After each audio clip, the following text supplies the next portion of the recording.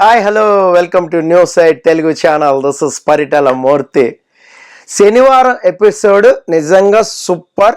ఎందుకు అంటే నాగార్జున గారు ఇచ్చిన ఇన్పుట్స్ ఎవరి గేమ్ ఎలా ఉంది అనేది పర్ఫెక్ట్గా వాళ్ళకి ఇప్పుడు అర్థమైపోద్ది. లాస్ట్ వీక్ చేసిన మిస్టేక్ ఇదే. అది చెప్పకపోవడం వల్ల అది క్యారీ ఫార్వర్డ్ అయ్యి వాళ్ళ గేమ్ని వాళ్ళు అర్థం చేసుకోలేకపోయారు. అక్కడ నామినేషన్స్లో పాయింట్స్ కూడా పెట్టలేకపోయారు. విష్ణుప్రియకి అయితే ఖచ్చితంగా హింట్స్ అనేవి వెళ్ళి, విష్ణుప్రియ నువ్వు అలాగే ఆడు, నీ గేమ్ బాగుంది, ఇది బాగుంది, పర్ఫెక్ట్గా అంటే ఇండైరెక్ట్గా తనకు అంతా అర్థమైంది, తల ఊపుతా ఉంది పక్కన.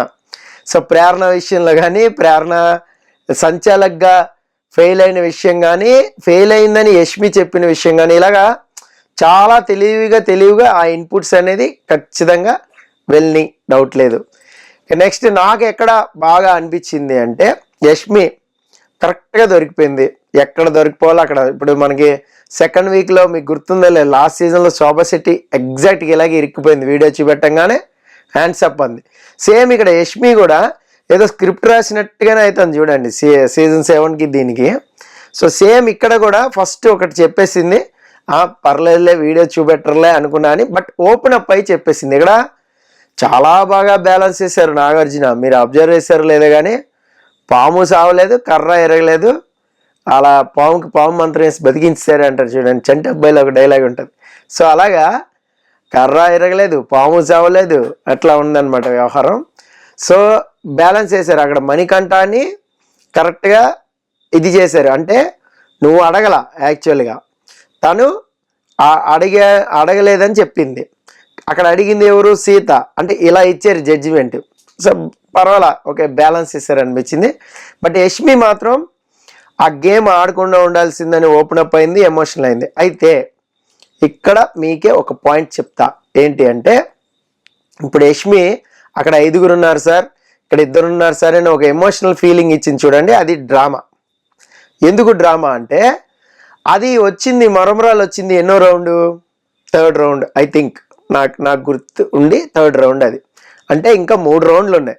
ఈ 3 రౌండ్లో మణికంఠ గెలవచ్చుగా, అక్కడ ఏదంటే అది తీసుకుని రావచ్చుగా. ఇప్పుడు కొబ్బరి నూనె తెచ్చాడబ్బా, నెయ్యి కాదని. నెయ్యే తెచ్చి ఉంటే మణికంఠ గెలిచేవాడు కదా. 3 మణికంఠకు ఉండే, 2 సీతకు ఉండే కదా. ఈ చిన్న లాజిక్ ఎలా మిస్ అయింది యష్మి అనేది నా పాయింట్. ఏంటంటే 3వ రౌండ్లోనే తను ఎలా డిసైడ్ అయిపోద్ది, సీతకే ఫేవరెట్ జడ్జిమెంట్ ఇద్దామని ఎలా డిసైడ్ అయిపోద్ది? అన్ని గ్రాములు రావు కదా, అన్ని 150 గ్రాములు తెండి, అన్ని 100 గ్రాములు తెండి అని అడగలేదు కదా. కందిపప్పు తెమ్మన్నాడు, నెయ్యి తెమ్మన్నాడు, శీలక్ కదా ఇచ్చింది టాస్క్ అనేది. అక్కడ మనకి 3-4 థింగ్స్లో అదేంటి అనేది పిక్ చేసి తీసుకుని రావాలి. అక్కడ నెయ్యి ఆప్షన్ పట్టుకెళ్ళిపోయిందని సీత ముందుగానే ఇతను కొబ్బరి నూనె తీసుకుని వెళ్ళాడు. మీకు అర్థమైందా?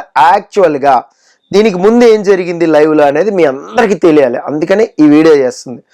ఏంటంటే నిఖిల్ మణికంఠ ఇద్దరు కూడా ఈ టాస్క్, రేషన్ టాస్క్ ఆడదాం అనుకుని వెళ్ళినప్పుడు అక్కడ ఏం జరిగింది అంటే నిఖిల్ నేను వెళ్తానన్నాడు, క్లాన్ తరఫున కాదు, నేను నామినేషన్లో ఉన్నా, నేను ఆడతానన్నాడు. యాక్చువల్గా నిఖిల్ ఏమన్నాడంటే అక్కడ 5 ఉన్నారు, అందులో 3 అమ్మాయిలు ఉన్నారు కదా, సాక్రిఫైస్ చేసేద్దామని నిఖిల్కి ఉంది.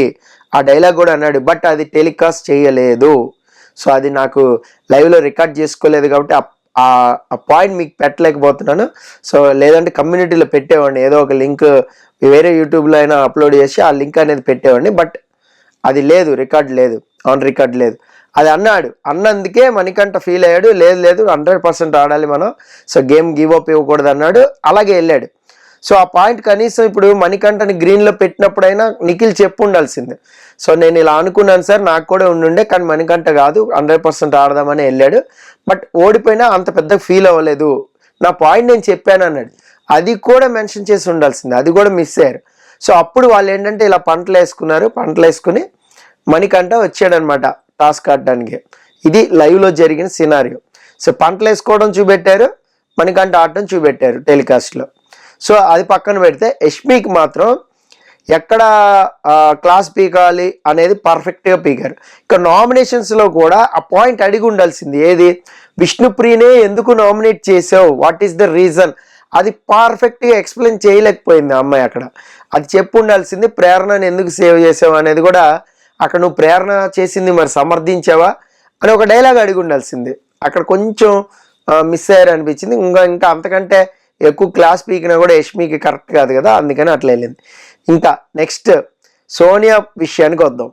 సో సోనియాకి చాలా స్మూత్గా క్లాస్ పీకారు. నువ్వు ఎక్కడ ఆగుతున్నావు, నీకు అర్థమవుతుంది కదా గేమ్, మరి నీకు పెద్దోడు చిన్నోడు నువ్వు ఎలాగ బాండింగ్ పెట్టుకున్నావు, గేమ్లో ఉన్నావా, ఇలా అడుగుతూనే నామినేషన్ పాయింట్ అది తీసుకొస్తారు అనుకున్నా నేను. ఆ డ్రెస్సింగ్ దాని గురించి ఇంకా అడగల, అది కూడా అడుగుంటే అమ్మాయికి ఇంకా కళ్ళమ్మ నీళ్ళు వచ్చాయేమో మేబీ.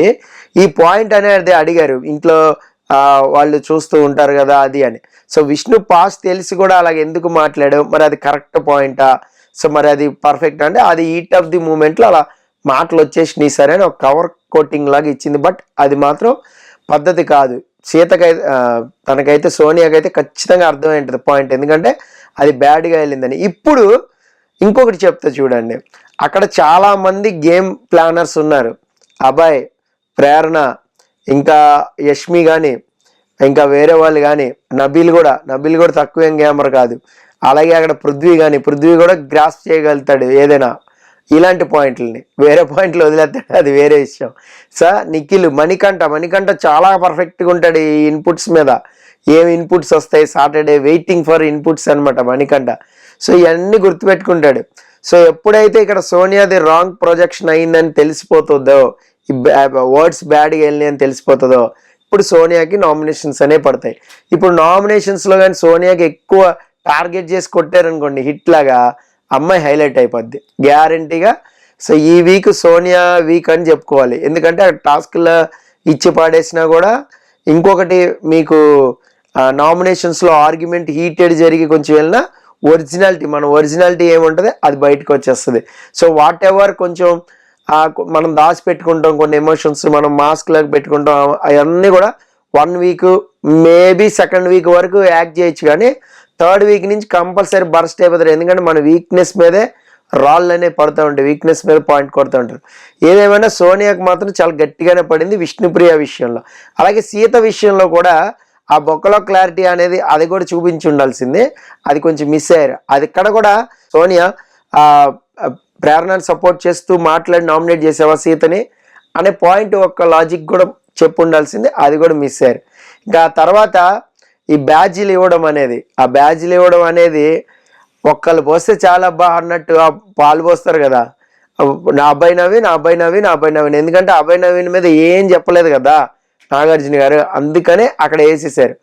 ఆల్రెడీ నిఖిల్ చీఫ్ కాబట్టి నిఖిల్కి వెళ్ళి, లేదంటే నిఖిల్ అనేసారు. మరి అక్కడ మణికంఠ అంత బాగా గేమ్ ఆడాడు, 100% ఆడాడు అన్నప్పుడు మరి మణికంఠ కదా చీఫ్ అవ్వాల్సింది అక్కడ, ఎందుకంటే చిన్న క్లాన్ అయినా వాళ్ళు ఎక్కువ ప్రైజ్ మనీ కొట్టారు కదా. మీకు లాజిక్ అర్థమైందా? ఇంకా అందరూ పొలవమని ఇలా వెళ్ళిపోయారు. అందుకని అక్కడ అన్నారు, ఇస్తున్నమ్మ వాయిన పుచ్చుకుంటానమ్మ వాయినమా అభయ్ నవీన్ అన్నాడు. లేదు సార్, తను చాలా స్ట్రాంగ్, కమాండింగ్, కాన్ఫిడెన్స్ ఎక్కువ అని అలా కవర్ కోటింగ్ ఇచ్చాడు. కానీ కాదు, అక్కడ జరిగింది ఏంటంటే తను నాకు ఇచ్చింది, నేను తనకి ఇచ్చాను, అందరికంటే వేరే వాళ్ళకి ఇస్తే ఏమన్నా ఇది అవుతుందేమోనని. సో ఎనీహౌ ఏదైనా కూడా ఇద్దరికైతే క్లాస్ గట్టిగా పడింది, యష్మికి అండ్ సోనియాకి. సో వాళ్ళైతే గేమ్లో కొంచెం మార్పులు అయితే చేసుకుంటారు. బట్ యష్మి అయితే అదే ఆవేశం అదే ఉంటుంది అనుకుంటున్నాను నేను. అలాగే ఇక్కడ ఏదైతే కొంచెం హీట్ ఆఫ్ ది మూమెంట్లో మాటలు దొరికిపోతాయో, మాటలు జాగ్రత్త అని సోనియాని హెచ్చరించారు, కానీ అది మేబీ మైండ్లో ఉండదు, ట్రిగ్గర్ చేస్తూనే ఉంటారు. ముఖ్యంగా సీత ఖచ్చితంగా ఇచ్చి పడేస్తుంది, ఎందుకంటే తనకి బాగా ఇప్పుడు అప్లాజెస్ వచ్చినాయి కదా. సో దాని మీద ఇంకా విపరీతంగా రెచ్చిపోతుంది అనమాట. ఇక నెక్స్ట్ ఆదిత్య ఓం ఎలా ఉన్నారో అలాగే ఉన్నారు, ఇక మిగతాదంతా సేమ్ టు సేమ్ జరుగుతున్నట్టు. ఇది ఏదేమైనా కూడా సాటర్డే ఎపిసోడ్ మంచి కిక్ ఇచ్చింది ఈసారి, 2nd వీక్ అయినా కూడా. అంటే ఏమీ లేకపోయినా అక్కడ గొడవలు లేవు, ఏమి లేవు చూడండి, టాస్క్లో ఇది లేదు అది లేదు ఏం లేదు, అయినా కూడా మంచి కిక్ అయితే ఇచ్చింది. ఇది యాక్చువల్గా 1st వీకే పడి ఉండాల్సింది, బట్ 1st వీక్ కొంచెం కామ్ డౌన్ చేశారు అందరినీ కూడా, 2nd వీక్ నుంచి ఇచ్చారు. ఇప్పుడు ఈ 3rd వీక్ ఏం టాస్క్ ఆడతారు ఏంటి దాని మీద ఇంకా క్లాస్ కూడా పడే ఛాన్స్ ఉన్నాయి. మరి చూద్దాం ఏం జరుగుతుందని. అలాగే దీని తర్వాత నేను ఒక వీడియో చేసాను, స్పెషల్ వీడియో సోనియా గురించి, అది కూడా చూడండి. అలాగే కమింగ్ అప్ 12 o'clock లైవ్ ఉంటుంది యూట్యూబ్ లైవ్లో, మీరు కూడా పార్టిసిపేట్ చేయండి. 12 గంటలకి, ఈరోజు 12 గంటలకి లైవ్లో మనం కలుసుకుందాం, లైవ్లో మాట్లాడుకుందాం. ఆ లైవ్ లింక్ ఫేస్బుక్లో కూడా ఉంటుంది, ఫేస్బుక్లో కూడా మీరు కామెంట్ చేయొచ్చు. ఓకేనా? This is Paritala Murthy signing off. By by.